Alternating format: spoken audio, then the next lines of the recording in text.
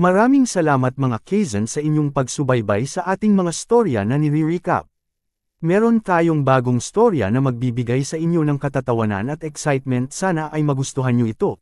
Sana ay huwag ninyong makalimutang mag-subscribe, i-like at i-share ang ating video. Lubos po kaming nagpapasalamat ulit sa inyo. Nagsisimula ang ating kwento sa isang mundo kung saan siya ay naninirahan. Ang mundong ito ay puno ng napakaraming mga malulupit na dungeon, kung saan merong mga mapanganib at nakatatakot na mga halimaw.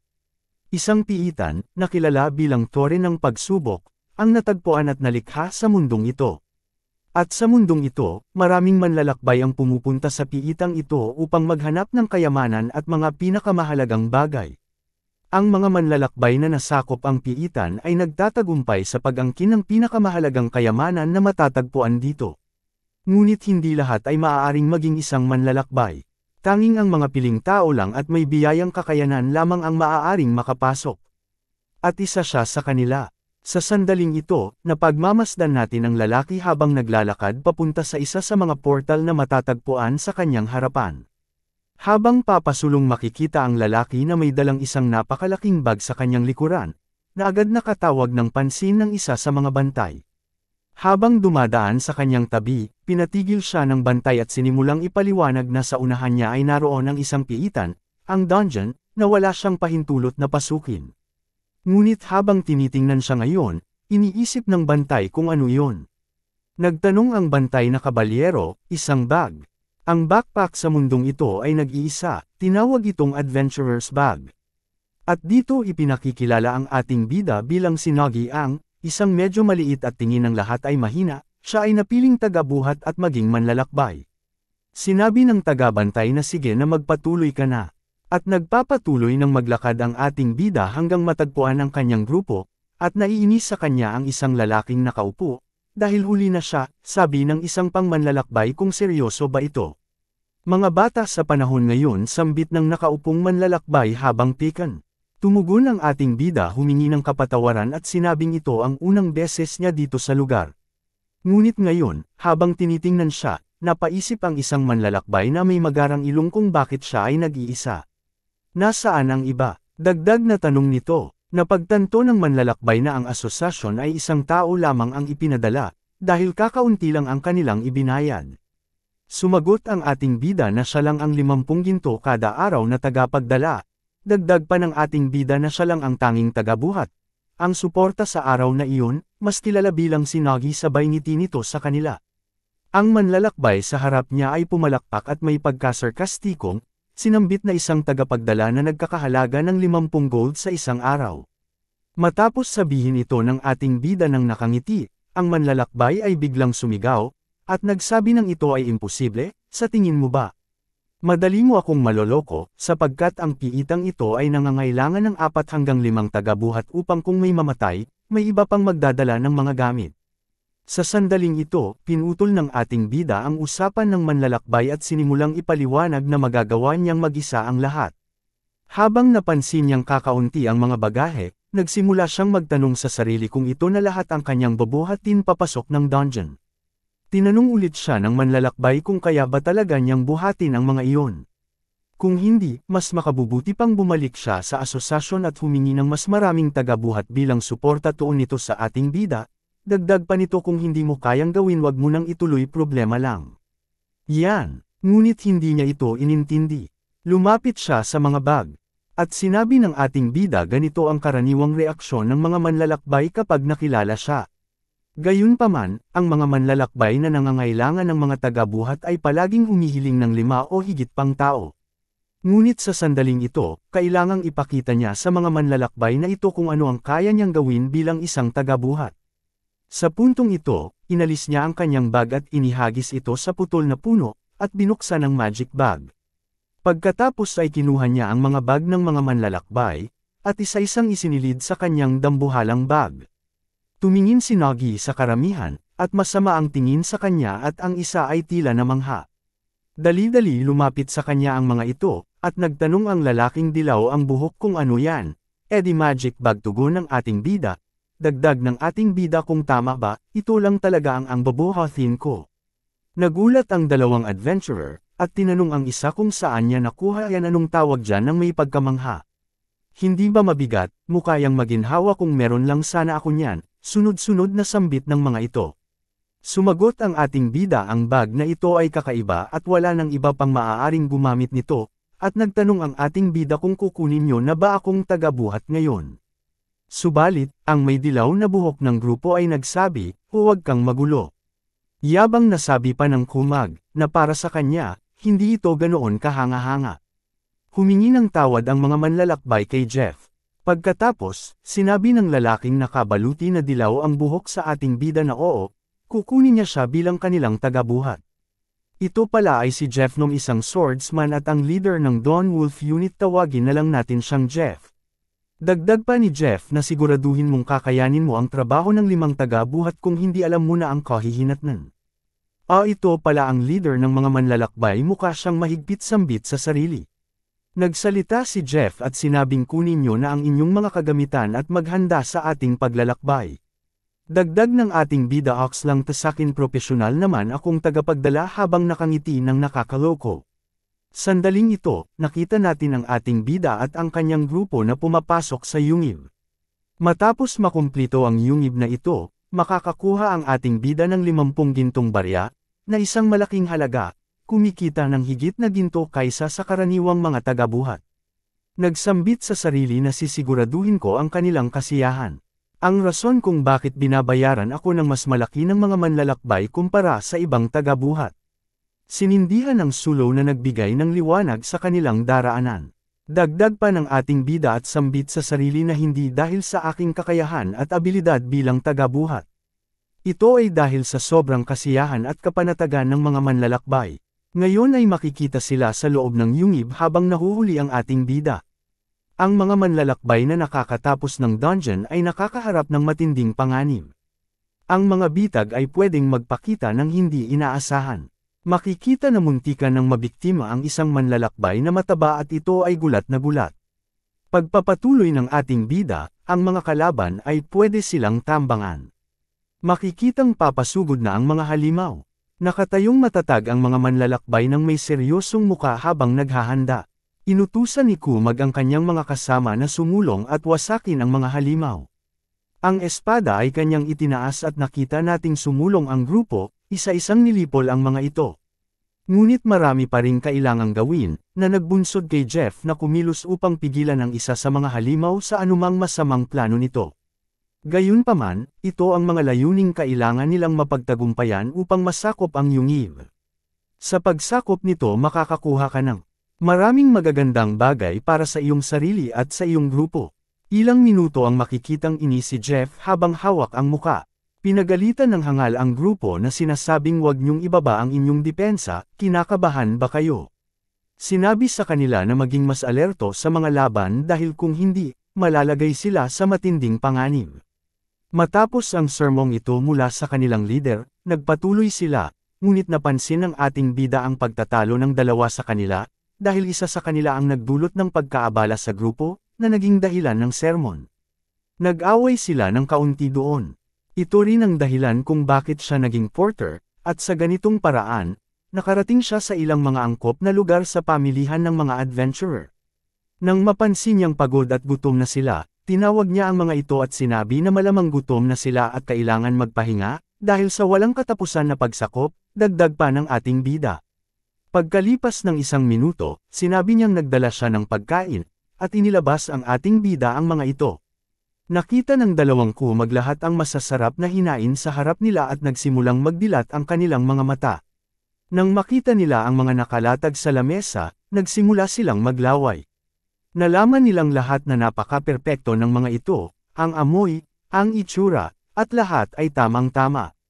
Kailangan na lang nilang kumain. Pagkatapos ipakita ang mga putahe, sinabi niya na ito ang selection mula sa kanyang menu. Sa puntong iyon, maaari nilang tingnan ang hinaharap at kunin ang anuman na nais nila. Ang kakayahang na ito ay tinatawag na, sekretong kakayahan ng tagabuhat ang Dungeon Restaurant. Nakita naman ang isa sa mga kabalyero na kumuha ng piraso ng karne, kinagat at ninunguya ito at sambit sa sarili na malinamnam ito. Habang kinakain niya, napansin niyang mainit pa ito, parang bagong luto pa lang sa kawali. Ang piraso ng karne at ang salad ay perpekto rin. Noong una, akala nila mamamatay sila dahil tanging tinapay at matigas na karne lang ang kinakain nila.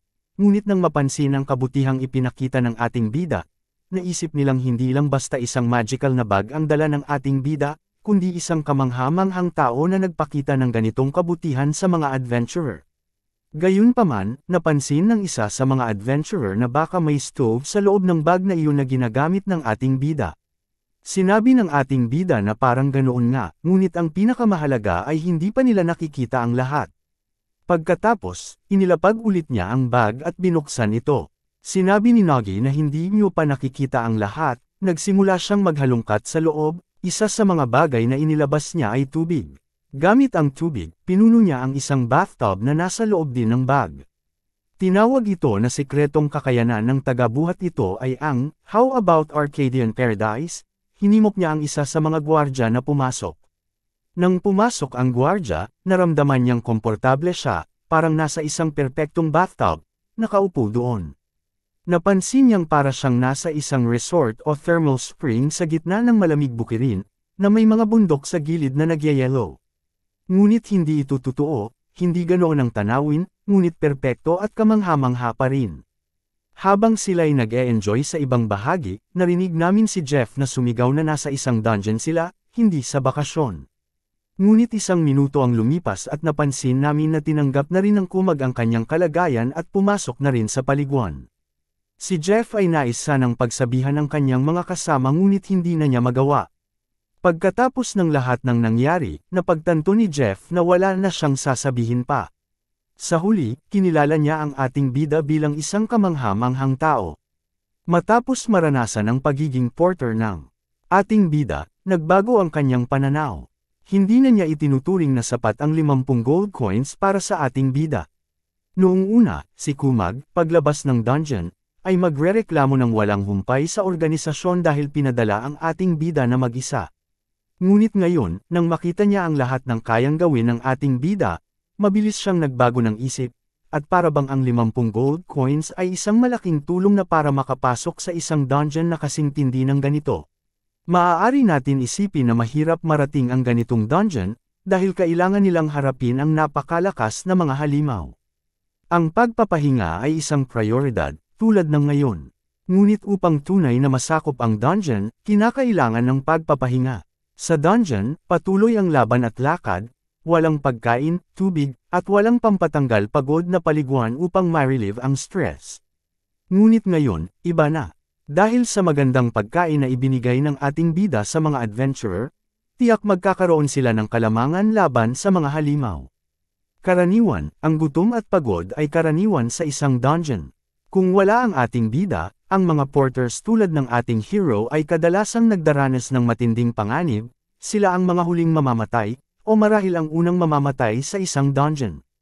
Para kumita sa mundong ito, kailangan nilang sumailalim sa iba't ibang mga mapanganib na bagay. Kaya siya, napilitan akong magsumit ng anumang klase ng trabaho para kumita ng dagdag na pera. Pagkarinig ng lahat ng ito, napansin namin ang isa sa mga adventurer na humihinga sa likod. Pagkatapos nito, nakinig siya sa lahat ng sinabi ng ating bida at sinabi kay Jeff na ang lahat ng nangyari sa kanila ngayon ay nangangahulugang karapat-dapat siyang makakuha ng konting dagdag na sahod. Dahil matapos maranasan ang ganitong uri ng pag-aalaga, pakiramdam niya ay mas energized siya. At ang ganitong pagtrato ay isang bagay na hindi pa niya naranasan sa buong buhay niya. Ngayon, nakarecover na siya, kaya niya nang labanan ang anumang halimaw sa dungeon ng mag-isa. Ngunit ang ating bida, habang pinapanood ang lahat ng ito, napagtanto niyang masyado siyang lumalampas sa kanyang imahinasyon patungkol sa lakas at pahinga na mayroon siya. Ngunit gaya ng sinabi niya, tumaas ng bahagya ang kanyang progreso sa mga laban sa mga halimaw. Nagpatuloy ang laban at doon, madali nilang nalampasan ang mga mapanganib at malalakas na halimaw. Ngunit talaga namang ang mga adventurer na ito ay kwalipikado na para nandyan, at kaya nilang hawakan ang mga halimaw sa kanilang sarili. Ngunit ngayon, dahil sa kanilang pagpapahinga, naging mas madali nilang hinarap ang mga halimaw. Ngunit ang tunay na problema nila ay hindi ang mga mahihinang halimaw, kundi ang boss. Ang boss ng Locust yung ito ay isang uri ng boss na nagpapalit-palit ng mga karaniwang at malalakas na atake. Napansin ng Kumag na nagpakita na ang boss at sinabi niyang siya ang haharap sa boss na ito, kaya't hiniling niya sa kanyang grupo na maghanda at magposisyon dahil hindi nila pwedeng hayaang magkamali ng kahit isang pagkakataon. Naglakad papunta sa boss si Jeff at ang kanyang grupo.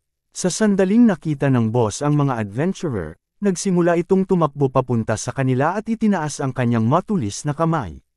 Nang itinaas ito, mabilis nitong ibinagsak, muntik na tumama sa isang archer, ngunit nakaiwas ito at pagkatapos ay nabaril niya ang isa sa mga kamay ng boss gamit ang isang pana upang ay mabalisa ito ng mga sapot.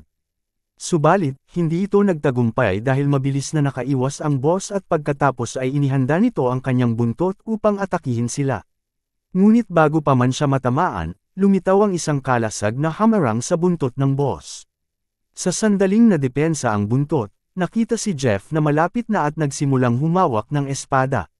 Napansin niyang malapit na ang halimaw, kaya tinatake niya ito at pinutol ang buntot ng halimaw gamit ang swordsman's skill multiplication. Matapos nito, ang buntot ng boss ay nahulog, na ikinasama ng loob ng boss. Nagalit ang boss at nagsimulang maglunsad ng mga piraso ng yelo patungo sa kanilang direksyon upang matalo ang mga manlalakbay. Ngunit sa sandaling iyon, gamit ang kanyang sacred sword, mabilis na sinalo ni Jeff ang mga piraso ng yelo, pinagsama at pinutol ang mga ito. Gayunpaman, may natirang hininga ng lamig na inilabas ng boss patungo sa kanilang direksyon, na nagulat kay Jeff dahil hindi ito niya inaasahan. Ang boss ay may kakayahang magbuga ng hininga ng lamig. Habang binubuga ng boss ang malamig na hangin sa likuran, nakita natin ang ating bida na abalang nanunood sa laban mula sa malayo. Ang mga adventurer ay nagkaroon ng hindi magandang pagkakataon nang makaharap nila ang grade B na boss, ang Zarkam na lizard. Batay sa kasanayan ng mga adventurer hanggang ngayon, ang kanilang tsansa ng tagumpay laban sa boss ay 80%. Mataas ang tsansa nilang manalo, ngunit hindi nila pwedeng kalimutan ang 20%. Ang 20% na iyon ang nag-aalala sa ating bida, dahil ang pagsakop sa dungeon para sa mga adventurer ay nangangahulugang kamatayan ng gatekeeper, o ang pagkatalo ng ating bida. Ang pagkatalo ay hindi isang opsyon, kaya't kailangan niyang tulungan ang mga adventurer na talunin ang boss. Sa sandaling ito, inilapag ng bida ang bag sa kanyang tabi at nagsimulang maghanap ng mahalagang gamit sa loob nito. Matapos maghanap, natagpuan niya ang isang gintong bola. Nang alisin ito, napansin natin na isang ice mushroom pala ito. Ang lakas ng atake ng mga adventurer ay sapat na upang makalikha ng isang bukas na pagkakataon na sapat na upang mapagtagumpayan ang dungeon. Ngunit ang hawak niya ngayon ay isang smoke mushroom, at sayang naman kung gagamitin ito nang wala sa oras dahil malaki ang halaga nito. Ngunit dahil ang pangunahing layunin ay ang paglilinis ng dungeon, wala siyang ibang choice kundi gamitin ang smoke mushroom. Inihanda niya ito at sinimulang iikot ang smoke mushroom. Sa pamamagitan nito, baka magkaroon siya ng pagkakataon na makalusot ang depensa ng boss, ngunit paano niya tatamaan ang boss gamit ito? Habang iniisip niya ito, bumalik ang eksena sa adventurer na nakaharap sa boss. Ngunit sa sandaling iyon, napansin ng boss ang adventurer na malapit sa kanya at sinubukan niyang gumawa ng ilang pag-atake sa harapan, ang ating namang bida ay napansin na ang galaw ng halimaw ay hindi predictable. Kaya't kailangang gumawa ng atake anuman ang mangyari. Nagdesisyon siyang itapon ang usok na kabute sa tamang pagkakataon. Habang gumagalaw ang mga manlalakbay, inihagis niya ang kabute patungo ito sa halimaw na boss. Napansin ng halimaw ang kabute, pero huli na dahil nakalapit na, sumabog at naglabas ng makapal na usok sa mukha ng boss. Dahil doon, nawala ng konsentrasyon ang boss, at si Jeff, napansin ito, ay sumigaw siya at tinanong ang ating bida kung bakit. Habang ang ating bida naman ay nagsusulong ng kanilang atake na parang cheerleader sa likuran. Tumingin ang hangal sa kanya ng nakangiti, at sinabi niyang nakuha niya. Sa puntong ito, napagtanto ni Jeff na may pagkakataon na siya para umatake. Naghanda si Kumag, at umakyat ito mula sa likuran para gawing hagdan, bumulusok siya paitaas, inangat ang kanyang espada. Tumalon sa ulo ng halimaw si Ungas, habang wala sa sarili sinubukan idilat ng halimaw ang kanyang mata at napansin ng boss ang lahat, pero ito ay huli na. Sa isang mabilis na galaw ang ginawa ng manlalakbay, agad-agad nito na tinusok sa ulo at tuluyan nang bumagsak ang halimaw. Namatay ito habang labas ang dila. Sa sandaling iyon, tusok-tusok pa din ang espada sa ulo ng kalaban, si Jeff ay may madilim na ekspresyon. At ito ay biglang tumayo ng nakangiti at nagsabi si Kumag na magsimula na silang kolektahin ang mga yaman mula sa dungeon. Pagkatapos ng lahat ng ito, napansin nila na ang pagsakop sa dungeon ay natapos sa isang perpektong paraan at naging maganda para sa kanila. Pero ang kasiyahan ng kanilang tagumpay ay tumagal lamang ng ilang minuto nang biglang maging malungkot ang atmosphere ng dungeon. Ang dahilan ay simple, ang Natalong boss ay dapat may 20th B grade na mahikang bato sa katawan nito, ngunit 5 piraso lang ang lumabas. Bukod pa dito, ang natitirang mga lot ay itinuring na mga basura. Ang mas masakit pa, ang dungeon na ito ay pangunahing binuo ng mga halimaw tulad ng mga goblins at iba pang mga mahihinang nilalang. Sa madaling salita, kumpara sa halaga at pagsisikap ng kanilang pagtagumpayan, ang gantimpala ay halos wala. Ang kanilang pagsakop ay naging isang ganap na walang kwenta sa huling mga sandali dahil sa mga nakuha. Dagdag pa nito, ang mga manlalakbay ay kailangang hatiin ng maliit na gantimpala sa 4 na tao, kaya't nagkaroon ng tensyon dahil pakiramdam nila na hindi na kailangan pang hatiin ito. Ang kasiyahan ng paglilinis ng dungeon ay nawala, at nagsimula ang mga gwardya na magtalo kung dapat ba nilang kinolekta na ang mga item ng mas maaga o pumunta na sa ibang mga dungeon. Nagtatalo sila ang dalawang hangal na dapat mas marami sa kanya, nagtanong naman ang isa, na bakit may nagawa ka ba para makakuha ng marami, pagsisigawan pa ng mga ito. Kahit ang paghati ng gantimpala ay naging isang sensitibong issue. Pero, ano naman ang halaga ng lahat ng iyon?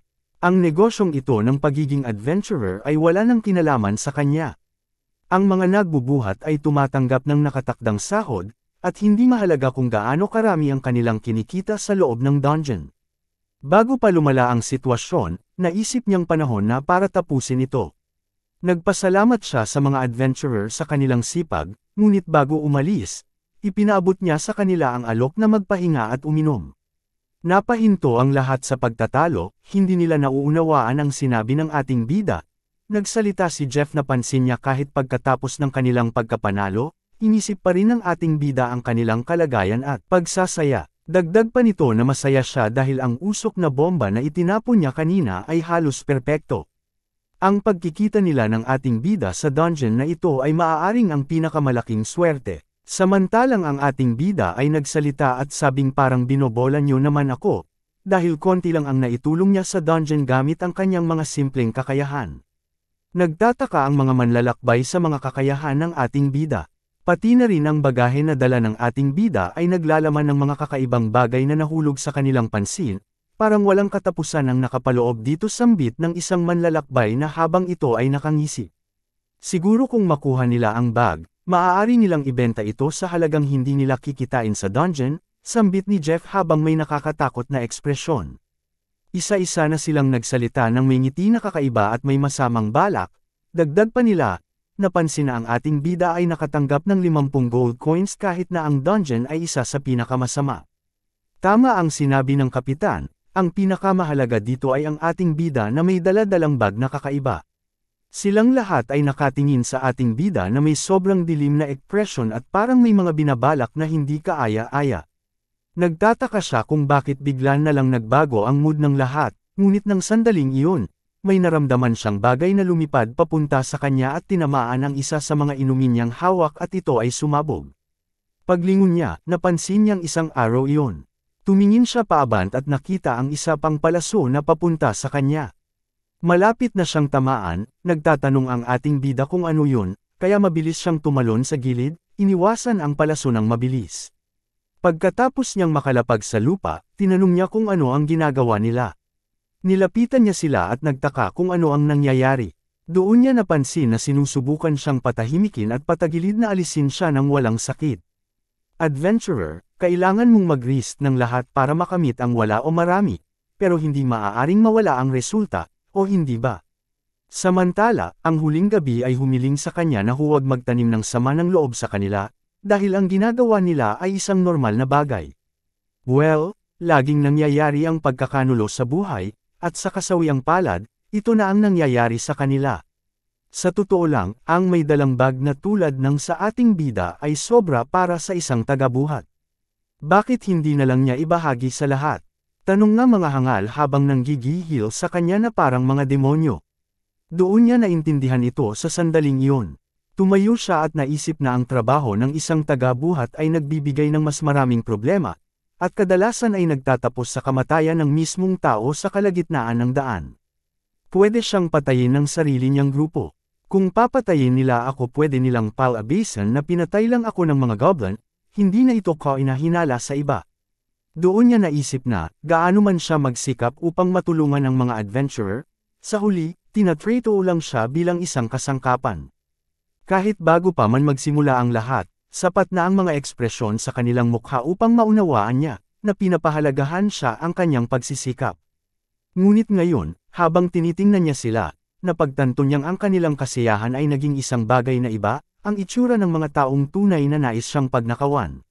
Sa sandaling ito, hindi na siya nagulat o nanginginig pa. Sa huli, normal lang ito.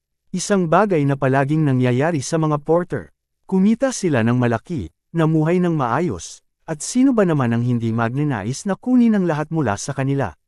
Sa mundong ito, ang iyong trabaho ang nagtatakda ng iyong halaga. Ang pagtrato sa mga tagabuhat na itinuring na pinakamababang antas, ay hindi kailanman nagbago mula noon hanggang ngayon. Simula nang makuha niya ang kanyang kakayahan, ang magic bag, hinusgahan na siya ng mga tao. Ang kanilang mga mata ay puno ng tahimik na paghatol, na parabang sinasabi nilang pinili niya ang pinakawalang kwentang klase. Maging ang receptionist sa Adventurers Guild ay paulit-ulit siyang pinaalalahanan, hindi siya maaaring maging adventurer dahil isa lamang siyang porter. Minsan nang sinabi nito na ang trabaho niya ay nakatuon lamang sa transportasyon. At kung talagang nais niyang lumahok sa mga ekspedisyon sa piitan, kailangan niyang magparehistro bilang isang dungeon porter. Sa mundo kung saan mismong kapalaran niya ang nagtatakda sa kanya bilang isang hamak na porter, unti-unting lumalim ang pagkadismaya sa kanyang puso. At ngayon, habang nakatingin sa mga lalaking nasa harapan niya, alam niyang iniisip rin nila ang parehong bagay. Habang nalulugmok siya sa kanyang iniisip, biglang lumapit ang isa sa mga kabalyero at malupit na inutusan siyang ibigay ang lahat ng kanyang pag-aari, o harapin ang kahihinatnan. Agad na lumundag ang kabalyero, hawak ang kanyang sibat, at sinubukang sumalakay. Ngunit para sa kanya, tapos na ang laban na ito. Sa isang iglap, yumuko siya ng mababa. Habang gumagalaw, isang kaisipan ang sumagi sa kanyang isipan, hindi ito ang kanyang balak gawin.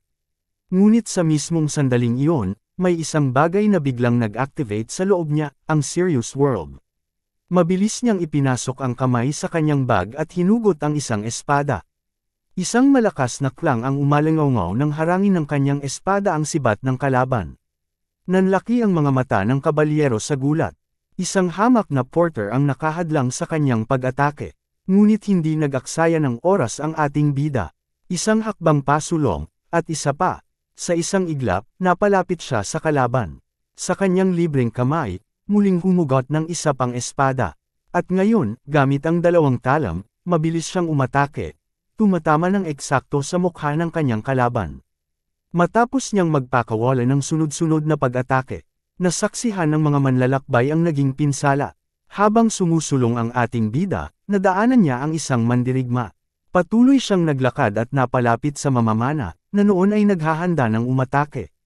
Ngunit bago pa man ito makagalaw, mabilis na bumunot ang ating bida ng isa pang sandata mula sa kanyang bag.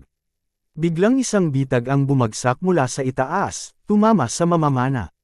Subalit, sa halip na siya ang tamaan, sa kanyang pana ito lumagpak, dahilan upang mahulog ito sa lupa. Mula sa malayo, hindi makapaniwala si Jeff. Imposible, paano nangyari ito? Sa isang hampas lamang, natalo ang kanyang kasama, at sa isa pang galaw, nawasak ang kanyang pana. Dahil sa matinding inis, inutusan niya ang dalawa niyang kasamahan na sabay-sabay umatake upang tapusin agad ang laban. Sa sandaling ito, napansin ng ating bida na papalapit na ang dalawa. Napapalibutan siya, tila katapusan na. Ngunit, mabilis niyang kinuha ang isa pang bagay mula sa kanyang bag, isang sensor. Ibinato niya ito sa paparating na mga kalaban, naglabas ito ng makapal na usok. Lahat sila ay nabalot ng abo, at naramdaman nilang mainit ito sa kanilang balat. Mula sa makapal na usok, biglang lumitaw ang ating bida, may hawak ng bagong mga sandata. Mas determinado na ang kanyang ekspresyon. Ang kalasag na hawak ng isa sa mga kalaban ay biglang nabiyak sa gitna. Napanganga ang lalaki, napagtanto niyang nagkamali siya sa pakikipaglaban sa ating bida. Pero wala na siyang oras para mag-isip, isang malakas na suntok ang tumama sa kanya, dahilan upang tumilapon siya sa gilid, kasabay ng kanyang kasamahan. Sa isang makapangyarihang hampas, parehong bumagsak ang dalawa. Kitang-kita sa seryosong titig ng ating bida, wala siyang balak magpatawad. Ang hangal ay nakatayo roon, pinangungunahan ng takot habang nakikita ang dalawa sa kanyang mga kasamahan na nakabulagta, tinalo. Nanlaki ang kanyang mga mata, bahagyang nakabuka ang bibig habang nakatitig sa harapan, pilit inuunawa kung paano nagawang pabagsakin ng lalaking ito ang tatlong adventurer ng mag-isa. Isang sigaw ang kumawala mula sa kanyang labi habang tuluyang bumalot ang kawalan ng paniniwala. Ang lalaking ito ay isang mababang ranggo lang, isang white-level adventurer, paano ito posible? Nabalot ng pagdududa ang kanyang isipan habang tinatanong ang realidad ng sitwasyon. Sino ka ba talaga? Tanong ni Jeff habang nanginginig ang boses. Naghalungkat siya sa kanyang bag, hinugot ang lahat ng sandatang dala niya, habang nakatalikod ito kay Jeff, sinabi sa ako ang tagabuhat dito sa piitan, habang nakangisi ng nakakatakot. Nagbago ang tagpo. Doon, tatlong adventurer ang nakagapos, bihag, at tila may hinihintay. Lumingon ang ating bida at napansin ang isang karwaheng papalapit mula sa di kalayuan. Nang lumapit ito, kumaway siya at napangisi. Sakto ang dating bulong niya. Kakatapos ko lang linisin ang gulo. Bumaba mula sa karwahe ang isang dalaga. May narinig siyang ulat tungkol sa isang simpleng tagabuhat na nagpainto sa isang krimen sa loob ng piitan, kaya siya mismo ang nagdesisyong magsiyasat. Kahit isa siyang white-class adventurer, isa sa pinakamahihinang ranggo, nakilala siya dahil sa kanyang talino. Siya si Petra. Habang inaaral ni Petra ang sitwasyon, nahirapan siyang paniwalaan ang kanyang nakikita. Samantala, ang ating bida, si Nagi, ay napabuntong hininga, naiinip na ipaliwanag ang lahat. Sa halip, tahimik niyang inilabas mula sa kanyang bag ang isang maliit na aparato, isang recorder. Naitala ang lahat ng nangyari sa loob, aniya, walang emosyon sa boses. Pinanood ni Petra ang mga pangyayari sa pamamagitan ng recording. Nang matapos ang palabas, namangha siya sa kanyang napanood. Ang investigador ay nagulat sa kakaibang disenyo ng recorder, na mistulang isang simpleng bola. Ngunit, mabilis lang itong winaksi ni Nagi. Sinasabing kinakailangan lang niyang gumamit ng sound recorder na may kakayahang magbago ng anyo bilang bag para sa kaganhawahan. Sa harap ng malinaw na ebidensya, mabilis na nabuo ng investigador ang buong pangyayari. Ipinagkanulo ng mga adventurer si Nagi upang nakawin ang kanyang bag. Ngunit higit pa sa pagtataksil, ang talagang gamulat kay Petra ay kung paano nagawang talunin ng isang umano'y bantay pinto ang apat na adventurer sa loob ng isang napakapanganib na piitan. Sa masusing pagsisiyasat, napansin nilang ang mga adventurer ay tila nalasan ng usok mula sa ilang uri ng kabute. Pinaghihinalaan ni Petra na maaaring aksidente nilang nakain ito nang hindi nalalaman ang panganib. Ang mga kabuteng matatagpuan sa lugar na iyon ay kilalang nagpaparalisa ng kalamnan, nagdudulot ng matinding sakit, at iba pang malulubhang epekto. Ngunit, sa casual na paraan, inamin ni Nagi na siya mismo ang nagbigay sa kanila ng mga kabuteng iyon, na naging sanhi ng kanilang kasalukuyang kalagayan. Dagdag pa niya, nang makaramdam ang mga ito ng matinding pagkahilo, ginamit niya ang pagkakataong iyon upang umatake. Swerte, hindi ba? Aniya, may bahagyang ngiti. Paano nagawa ng isang porter na pigilan ang apat na adventurer ng sabay-sabay? Ang tanong na iyon ay nanatiling nakabitin sa hangin habang lumapit si Nagi sa mga bumagsak na adventurer. Tumingin siya pababa sa kanila at nagsalita sa mas seryosong tono. Hindi ba ito ang katotohanan? Tanong niya, manlalakbay, tama ba ako? Sa loob-loob ni Jeff isang malaking kasinungalingan. Sigurado ako na kinain namin ang mga kabute pero hindi namin kinain ito ng sarili namin. Bago pa man magsimula ang maayos na laban, nahuli na niya kami sa kanyang bitag. Bumalik sa pangyayari sa loob ng dungeon. Isang mapanuksong ngiti ang gumuhit sa labi ni Nagi, sambit nito na ikaw. Ba ay totoong gintong gradong manlalakbay? Hindi ka ba isang puting grado lang? Sumugod ang ating bida mula sa taas, nasangga ng kumag ang mga atake ng ating bida na sobrang bibilis. Nahihirapan si Jeff na tumbasan ito dahil sa lawak ng pagwas-iwas nito tungo sa kanya. Nagkatama ang kanilang mga espada at parehas silang napayuko. Nagtaka si Jeff na parang meron kakaiba. Kahit na gumamit tayo ng maraming lakas sa pakikipaglaban sa boss na halimaw. Ang ideya na natalo ang grupo ng aming mga manlalakbay sa isang karaniwang kargador ay talagang walang saysay. Puhahaha, habang tumatawa ang ating bida habang paatake. Paano mo natalo ang isang goblin gamit ang napakabagal na espada? Nakakahiya na nalamangan kami ng isang hamak na tagabuhat, sabi ni Jeff sa sarili. Ang mga pang-aasar niya ang nagtulak sa amin para mawala sa pagiging kalmado. Itinaas ng hangal ang kanyang espada at sumigaw, isa ka lang tagabuhat. Hindi nila inakala na haantong ito sa ganito. Ngunit napansin ng ating bida ang lahat. Matapos niyang maiwasan ang atake ni Jeff, napagtanto niyang maaaring doon mapunta ang susunod na atake, at tama siya. Sinabihan siya ng ating bida, teka muna, baka sa susunod ay tamaan mo na ako, pang-aasar pa nito kay Hambog. Baka hindi mo ako matamaan. Nagsimulang mapiekon si Jeff at nagpakawala ng kanyang kakayahan, umilo ang kanyang espada. Dali-daling sumugod si Jeff gamit ang isang silang na hiwa patungo sa ating bida. Lumampas ang atake ni Jeff sa kanya at madali itong naiwasan ng ating bida. Tinuwanan lang siya ng ating bida habang nasa likod niya ito. Minura niya si Nagi, at nagpakawala pa ito ng isang malakas na atake. Tila natutuwa pa ang ating bida sa kanyang nasasaksihan at bumaba ito. Naalala ko ang lahat, sabi pa ni Jeff. Ang dahilan kung bakit kami natalo sa isang tagabuhat ay hindi dahil siya ay malakas, kundi dahil kami ay tuluyan ng nanghina. Tuluyan ng nanghina si Jeff at naitukod niya ang kanyang kamay sa lupa. Hindi tumutugon ang kanyang katawan at isipan sa kanyang kagustuhang lumaban. Nagtatanong sa sarili kung ano ang nangyayari, sinabi niya pa na tila nararamdaman niyang nasusuka siya. At tuluyan na nga siyang samuka. Sa likuran, makikita natin ang ating bida. Nagtanong ito, tama, hindi ko ba nasabi sa iyo na nalason ka? Dahil kinain nila ang masarap na karne kanina. Ngunit alam niyang hindi siya maaaring gumamit ng mga mapanganib na kabute. Kaya ginamit lang niya ang usok ng kabute mula sa simula. Ito ay nagsisilbing insurance para sa mga mapanglokong customer gaya mo. Katulad ng pagtama sa 2 ibon gamit ang isang bato, alam mo ba iyon? Nagtanong pa si Jeff, lason. Sira ulo ka, sambit ni Jeff habang nakayuko. Kung totoo iyon, pinapalabas mo na tradorin kami sa umpisa pa lang, hindi ba? Tanong ni Jeff. Minura niya ang ating bida at sinabing walang kwentang tagabuhat. Tinuwanan lang siya nito. Nagsalita ang ating bida at nagtanong kay Jeff, paano magagawa ng isang matinong tagabuhat na magtiwala sa mga hindi katiwa-tiwalang manlalakbay gaya mo? Katulad nga ng sinabi ko sa iyo kanina, ito ay isang insurance. Kung mangyayari na magtaksil o hindi, nasa sa inyo iyon.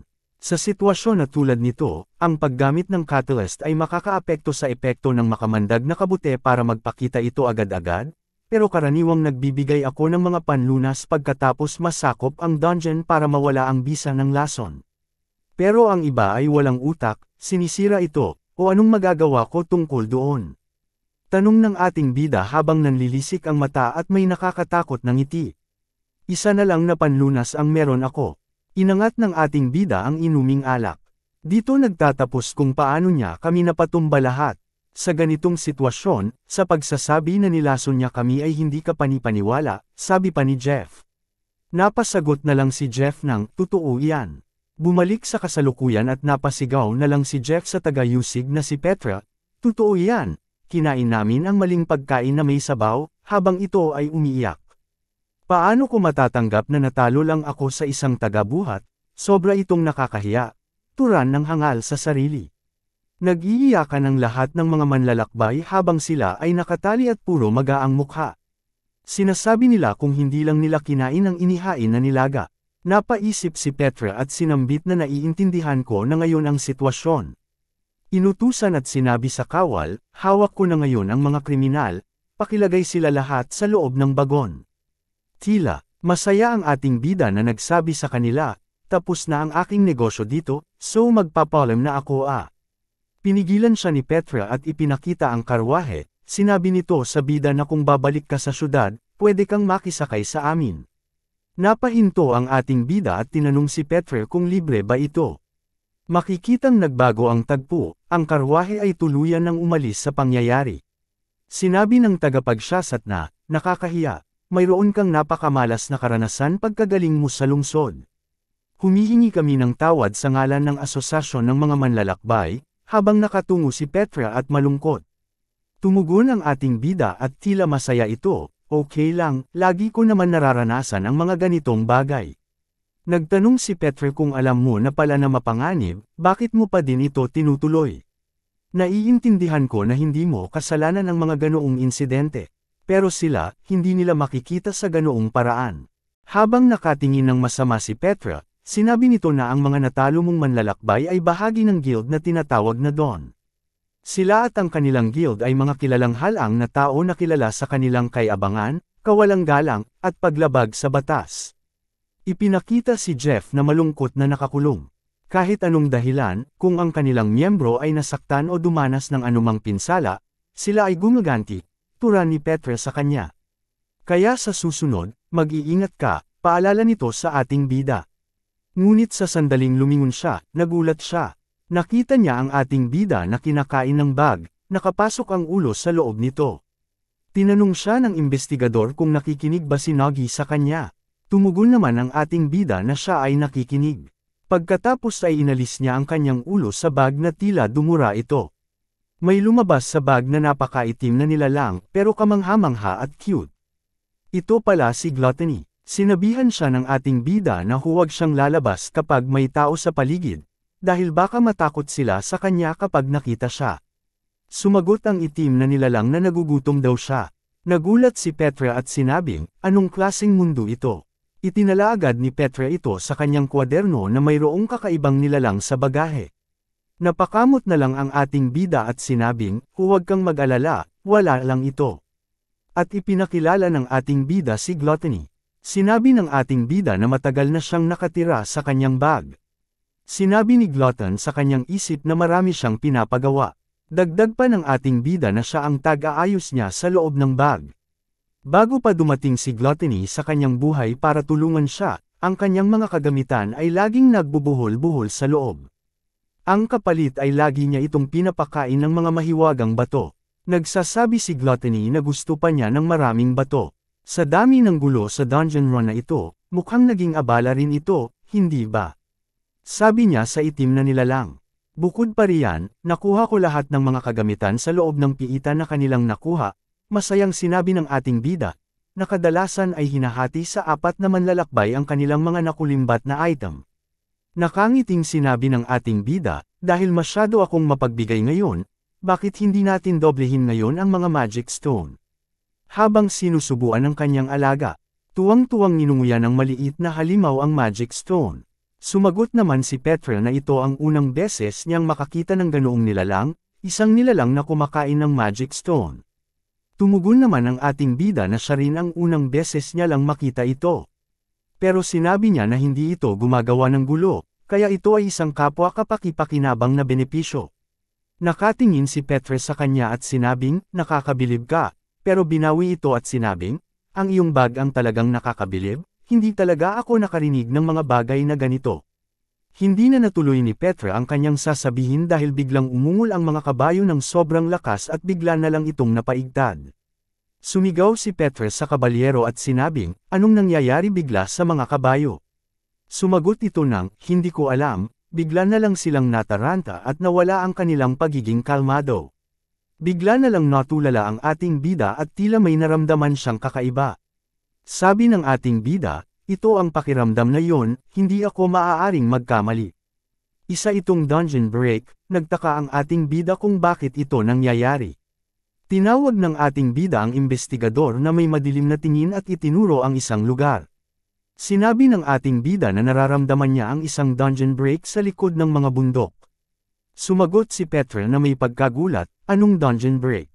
Ito ay malaking problema, at paano mo ito nalaman? Tanong nito sa ating bida. Mayroon ka ba dyan na parang makapangyarihang kagamitan sa pagtuklas? Tumugon ang ating bida habang kinakabahan, instinct lang ito. Dagdag na tanong ni Petra, anong instinct? Anong ibig mong sabihin? Sinabi ng ating bida sa investigador na wala na tayong oras, habang ang mga ngipin niya ay nagngingit-ngit at kinakabahan. Kailangan na nating pumunta doon agad-agad bago pa maraming mapahamak at mawala. Nagulat si Petra sa kanya nang nakatingin. Napaisip si Petra na malaking kalokohan na kayang malaman ang isang dungeon break, kahit ang isang investigador ay hindi ito kayang matuklasan. Sumagot ang kanyang alaga na si Gluttony at sinabing ito ay isang dungeon break. Nakakaamoy ako ng mga magic stone, gusto ko ang mga ito. Dagdag na sabi pa ni Glutton na naamoy niya ang isang malaking magic stone sa likod ng bundok, sigurado ako doon. Agad-agad sumang-ayon si Petra at sinabi na kailangan na natin tignan ito. Mabilis na humahagibis ang karwahe papunta sa likod ng bundok. Nagbago ang tagpo, nakarating na ang ating bida at si Petra sa lugar ng pangyayari. Matagal na panahon na walang lumilitaw na dungeon. Tahimik na pinagmamasdan ni Nagi at Petra ang dungeon. Halos hindi sila makapaniwala sa kanilang nakikita. Ang mga dungeon na may kaganapan ay nagdudulot ng matinding sakuna na tinatawag na dungeon break.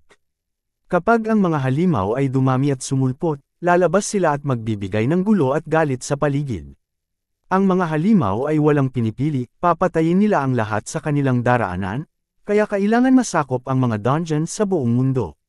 Tulala pa rin sina Nagi at Petra sa paglitaw nito na halos hindi makapaniwala. Binasag ni Petra ang katahimikan sa pagsasalita, ito ay totoong dungeon break.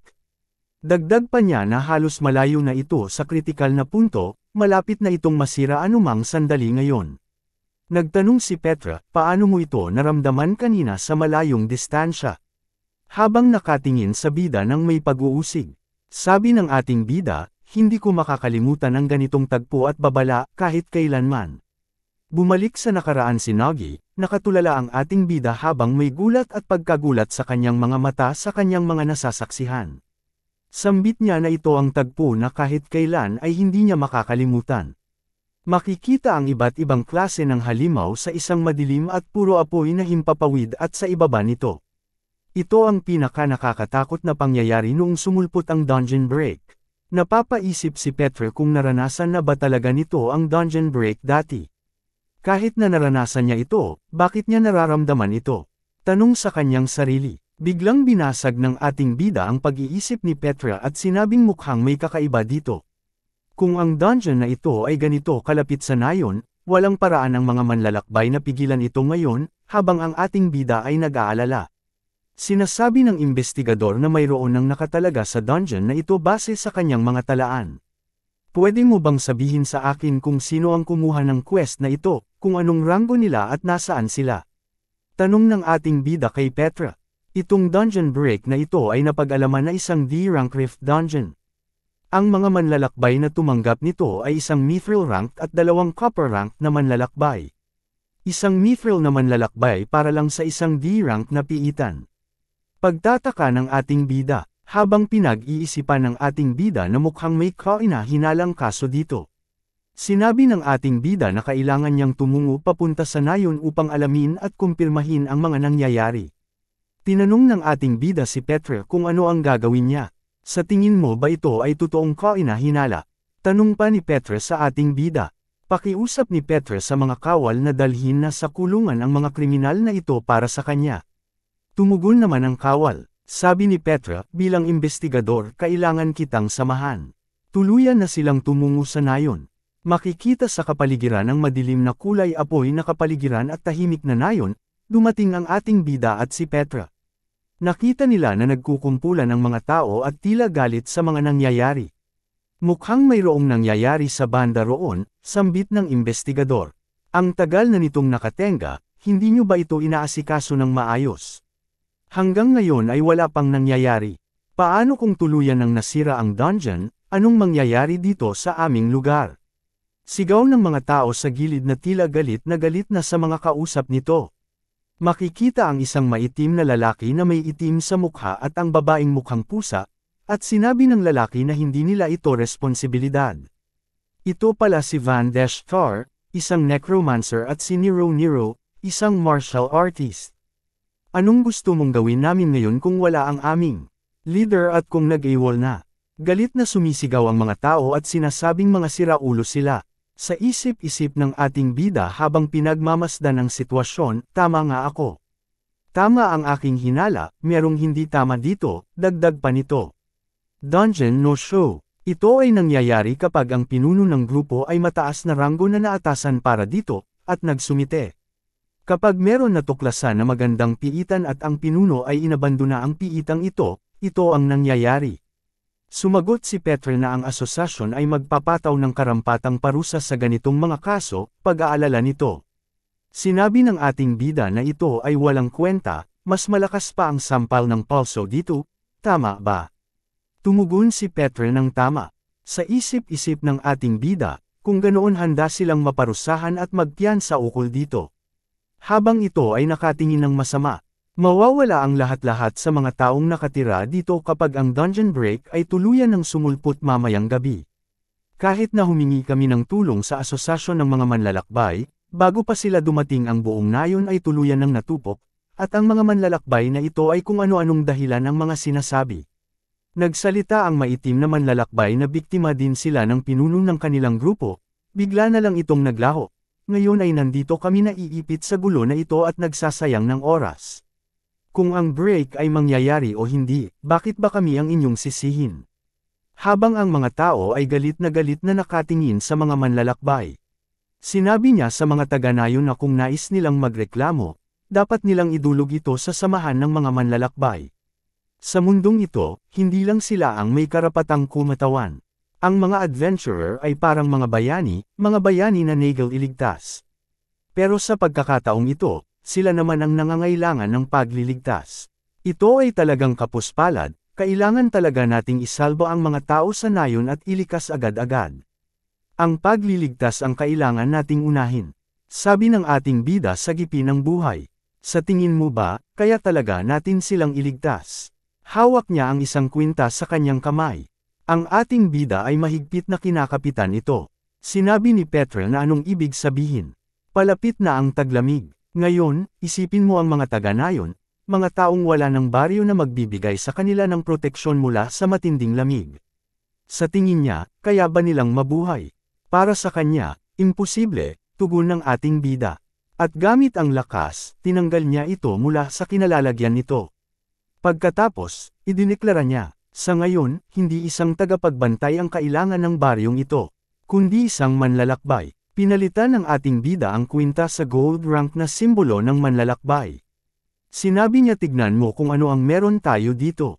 Dumating ang ating bida sa harapan ng mga adventurer na naroon at agad niyang napansin na may nagaganap na dungeon break sa isang nayon, kaya binisita ko kung ano ang nangyayari dito. Ang dalawang adventurer ay narinig ito na papalingon. Walang pag-aalinlangan, lumapit siya sa investigador at nagtanong, totoo ba na kapag nasupil ko ang isang dungeon break at natalo ang lahat ng undead, makukuha ko ang lahat ng laman nito ng walang buwis? Oo, tama iyon, tugon ni Petra. Jackpot, swerte, sabay tawa ng ating bida. Nagtanong si Van kung sino ang lalaking iyon. Huwag mong sabihin na gusto niyang pasukin ang dungeon. Ngunit napansin ni Nero at Van ang isang bagay, ang kwintas ni Nagi. Isang gold rank na manlalakbay, sabay na sambit nila. Kung ganoon kaya ito ay posible. Samantala pinutol ito ng ating bida, sinabi ni Nagi kung may balak din silang sumali.